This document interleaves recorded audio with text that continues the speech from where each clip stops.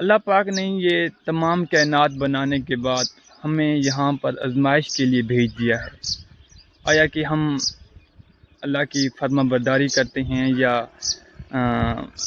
فرما برداری نہیں کرتے، یعنی کہ ایسے کام کرتے ہیں جن سے اللہ پاک نے ہمیں روکا ہے۔ ہاں، اگر ہم ایسے کام کرتے ہیں جن کو اللہ پاک نے کرنے کو کہا ہے تو اسی بنا پر ہمیں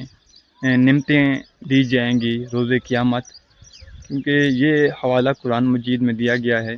کہ انسان جس طرح اپنی زندگی بسر کرے گا اسی کے مطابق اس کو آخر دنیا یعنی جنت، بعض اوقات جو اچھے اعمال کریں گے، جو یہاں پر اللہ کی فرما برداری کریں گے، ان کو وہاں پر جنت دی جائے گی۔ اور ہاں، اگر کوئی انسان یہاں پر ایسی اعمال یا ایسی ایکٹیویٹیز میں مشغول ہوتا ہے تو اس بنا پر انسان کو اللہ پاک نے کہا ہے کہ اس کو سزا بھی دی جائے گی۔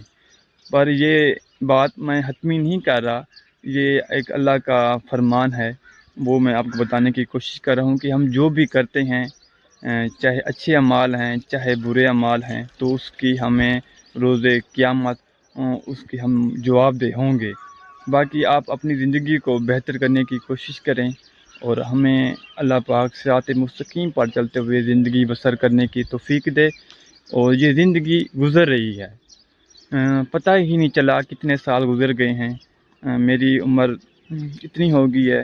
لیکن جانے پتہ نہیں چلا، اور جو زندگی بچی ہے وہ بھی ایسی گزر جائے گی۔